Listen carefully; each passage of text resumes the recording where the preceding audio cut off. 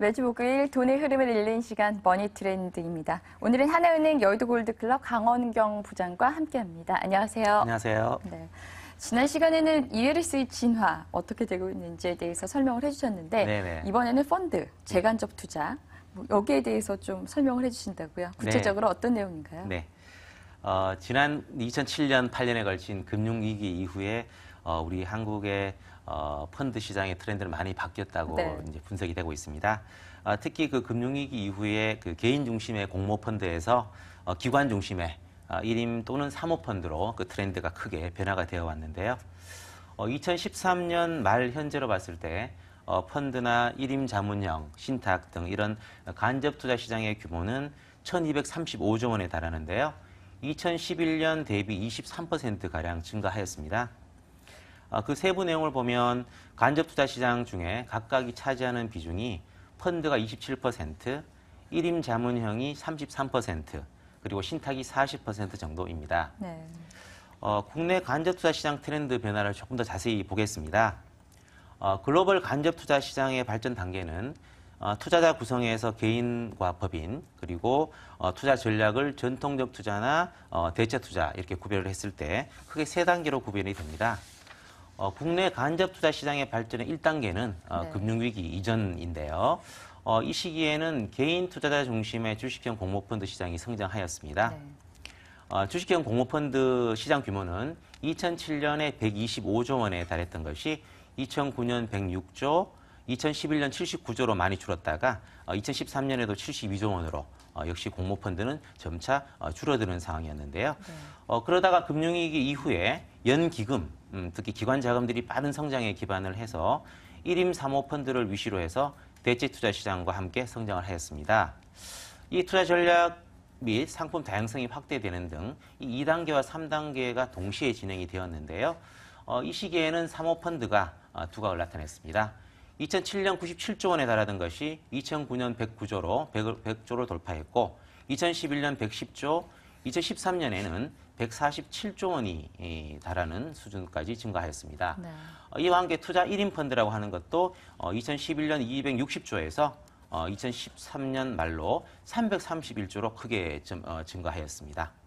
이렇게 개인보다는 법인 비중이 늘어나고 공모펀드보다는 사모펀드 비중이 더 가파르게 증가하고 있는데요. 이 또한 글로벌 트렌드와 같이 맥을 같이 하고 있습니다. 역시 개인보다는 기관 중심으로 공모펀드 외에도 보시다시피 1임 형이나 자산 배분, 멀티에셋, 사모형 모든 이런 다양한 상품으로 변화되고 있는 추세입니다. 네. 이 사모펀드 비중이 커지고 있는 것이 네. 비단 우리나라만이 아니라 전 세계적인 현상이네요. 네. 이러한 가운데 정부가 내놓은 자본시장 개정법 이 안을 보면 사모펀드 시장 활성화 방안도 포함이 되어 있더라고요. 그렇습니다. 구체적으로 좀 어떤 내용인가요? 네, 이미 방송에서 보신 분도 있으셨을 텐데요. 간단히 정리해드리면 4개 유형으로 구분되어 있던 사모펀드를 크게 2가지 유형으로 통합하는 것을 맥으로 보시면 됩니다. 전문 투자형, 즉 현재 헤지 펀드나 사모펀드가 거기에 해당되는 형태이고요.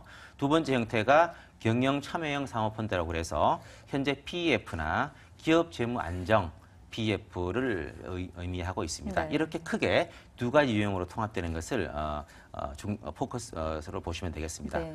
또한 사모펀드 투자를 전문 투자자 및 일정 금액 이상 투자자에게 제한하는 그런 것도 검토 중에 있고요.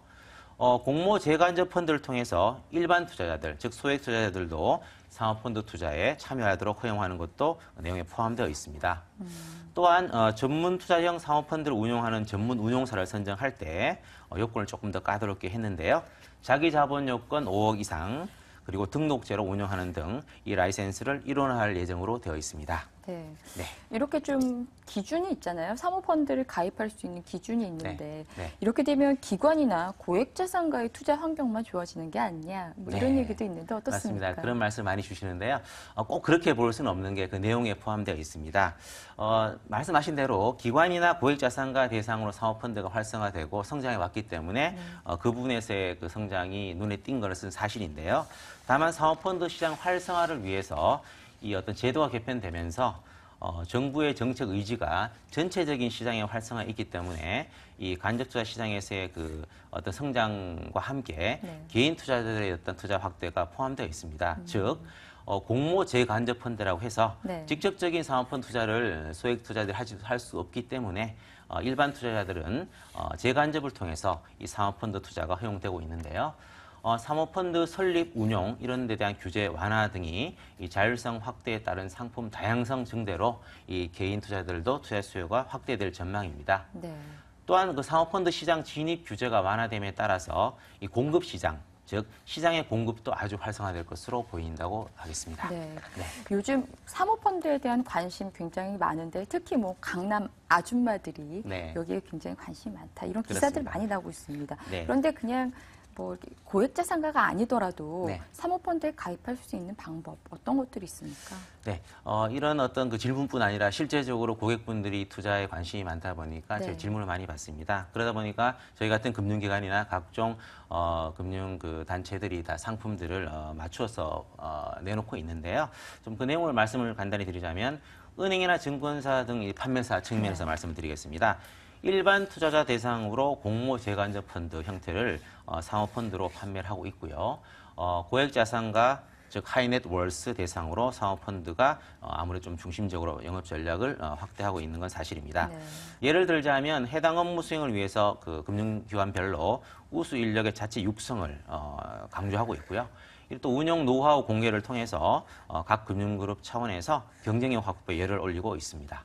또한 개인의 맞춤형 자산관리, 랩이라고 해서 많이 들어보셨을 텐데요. 네. 거기에 대응하기 위해서 각 금융기관별로 신탁 상품이나 랩 상품들을 적극적으로 활용하는 것도 그 하나입니다. 네. 즉 신탁이나 랩은 합동 운용이 불가한 1대1, 즉 맨투맨 계약 상품으로 최소 투자 금액에도 제한이 없다는 그런 장점이 있습니다. 네. 네.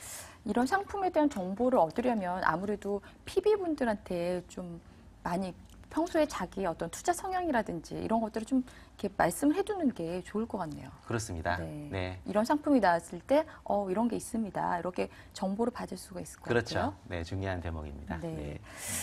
이런 간접 투자의 뭐 방식이 좀 변화와 함께 개인 종합자산관리계좌 네. ISA라 그러더라고요. 네네. 이게 2016년부터 이제 시행이 된다고 하는데 네, 그렇습니다. 요즘 여기에 대해서도 관심이 많더라고요. 네. 실제 그 검토는 올 초부터 이렇게 되어 왔습니다. 도입이 뭐 이렇게 좀 당길 수도 있었겠으나 지금 현재로 2016년 도입 예정으로 되어 있어서 입법화 단계에 있는데요.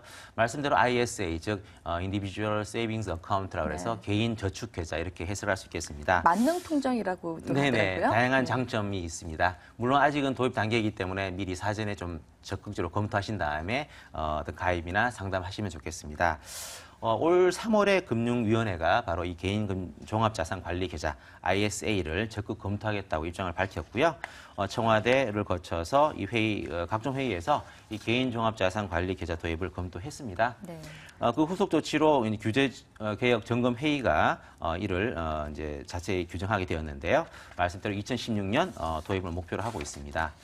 개인 종합자산관리 계좌는 해외에서 그 사례가 자세히 나와 있습니다. 영국과 일본이 도입한 모델이었는데요. 네. 여러 개의 상품군을 통합 관리하는 세제 혜택, 즉 운용 수익 전체 비과세 혜택을 부여된 계좌를 의미합니다. 이 각국의 그 개인 종합자산 관리 계좌의 특징을 잠깐 살펴보도록 하겠습니다. 각국의 개인 그 종합자산 관리 계좌를 보면 그 운용 대상이나 한도 등에서 차이가 존재하는데요. 영국과 캐나다처럼 선진국에서 예금과 증권 상품을 모두 허용하고 있는 반면에 일본은 주식이나 주식형 펀드로 제한해서 적용해 왔습니다. 네. 연간 투자 한도의 경우에도 영국이 가장 높고 그다음에 일본, 캐나다 순으로 이제 되어 있는데요. 영국, 캐나다는 모두 가입 기간에 제한이 없으나 일본 같은 경우에는 10년간 한시적으로 도입된 상태입니다. 다만 영국과 같이 제도의 성공 여부가 확인된 이후에 영구적인 제도로 도입할 가능성이 보이는 것이죠. 이렇게 도입은 대체로 성공적이었는데요. 그 운용 대상에 따라서 금융회사에 미치는 영향은 상이했습니다. 네. 영국의 ISA는 가계의 약 40%가 가입을 했고요. 네. 캐나다에서는 TFSA라고 하는데 여기에서도 가계 개인의 약 34%가 가입을 했습니다. 그리고 일본의 NISA, 네, 같은 경우에는 가계 10% 정도의 단계입니다. 네. 이 모든 금융 상품을 대상으로 예금형의 한도 제한이 있는 영국은 예금형과 증권형이 고르게 발달을 했고요. 네. 특히 증권형 중에서도 펀드로 자금 유입이 확대된 것이 선진국의 특징입니다. 이렇게 모든 금융 상품을 대상으로 했지만 예금형 투자에 대한 한도가 없는 캐나다 같은 경우는 은행 중심으로 약 66%의 비중을 차지했고요. 은행이 판매하는 계좌의 경우 증권 관련 상품, 즉 ETF나 리츠 같은 것에 포함될 수 없도록 한 일본 같은 경우에는 증권사를 통한 판매가 85%로 대부분을 차지하고 있습니다. 네, 네. 그렇군요. 지금 우리나라 같은 경우도 이걸 어떤 방식으로 네. 이제 진행을 해나가야 될까 논의가 굉장히 활발한 것 같습니다. 그렇습니다. 뭐 금액 같은 것들도 네. 1년에 3천만 원까지만 혜택을 줘야 된다. 네네. 뭐 연봉 5천만 원 이하인 사람들만 가입할 수 있게 그렇죠. 해야 된다. 네. 이런 논의들이 다양하게 이루어지고 있는 것 같은데요. 네. 앞으로 한국은 어떤 방향으로 이 ISA가 이루어질까요? 네, 물론 도입 전까지 약간 다양한 의견들을 수렴하고 전복을 하겠습니다만 현재 말씀드렸다시피 영국형이냐 일본형이냐 이렇게 네. 양자택일의 방향일 것 같습니다. 개인 종합자산관리계좌 도입이 이제 시장에 미치는 영향이 크고 또 각 금융기관별로 이해관계가 맞물려 있어서 이 도입 방식에 있어서는 좀 민감하기도 하고 신중한 검토가 네. 필요하다고 보이는데요. 사실 동일한 그 비과세라는 세제 혜택 하에서 자유로운 상품 간의 이동, 그리고 계좌 내에서 포트폴리오 관리의 어떤 용이함, 그리고 가입 대상에 제한이 없다는 점 등을 고려할 때 이 개인 종합 자산 관리 계좌에 대한 시장 수요는 상당히 클 것으로 예상을 합니다. 예금을 포함해서 모든 금융 상품을 대상으로 하는 영국이나 캐나다 같은 이 개인 종합 자산 관리 계좌 도입을 했을 경우에는 이 전국적인 네트워크를 갖고 있는 은행권이 유리하다고 보고 있습니다. 반면에 일본처럼 은행이 개인 종합 자산 관리 계좌에 ETF나 리츠 같은 그런 금융 투자 상품을 편입할 수 없는 경우에 해당되는 저희가 어떤 방향을 선택한다면 한국 같은 경우에 증권회사에 유리하다고 보이죠. 네. 이런 어떤 제도 활성화를 위해서 세제 혜택은 반드시 필수적이라고 할 수 있습니다. 그래서 제도 도입 결정에 있어서 난항이 예상되고 있고요. 제도 도입 여부에 대한 지속적인 모니터링도 필요하다고 보입니다. 결국 영국식이든 일본식이든 각 금융그룹의 사전 준비와 포트폴리오 관리, 상품 설계, 상담 및 자문 능력 등을 갖춘 전문 인력이 확충되어 있느냐, 이것이 제일 중요한 것 같습니다. 네. 이제 일단 ISA 도입이 되면 예금, 적금, 보험, 펀드 뭐 할 거 없이 네. 원하는 금융상품 한 계좌를 묶어서 이제 사용을 할 수가 있고 네. 또 일정한 한도 내에서 이자나 배당 소득에 대해서 비과세 혜택을 받을 수가 있는데 네. 또 제일 또 중요한 게 이 세제 혜택이 있는 상품들을 일일이 막 찾아다닐 필요가 없다는 게 그게 정말 또 장점이 아닐까 싶습니다. 네, 맞습니다. 마지막으로 이제 네. 사모펀드의 트렌드 변화 그리고 앞으로 다가올 ISA 개인 종합자산관리에 짚어주셨는데 네, 마지막으로 시청자들에게 좀 정리를 해주시죠. 네. 말씀드렸다시피 앞으로 도입될 이 ISA는 하나의 계좌 안에 주식, 채권, 펀드 등 다양한 어떤 상품을 관리할 수 있고요. 또한 세제 혜택이 통합적으로 부여되기 때문에 이 계좌에 편입된 개별 상품을 중도 해지할 필요 없이 시장 상황에 맞게 탄력적으로 포트폴리오를 구성함으로써 이 서민층의 자산 형성에 아주 도움이 클 것으로 보입니다.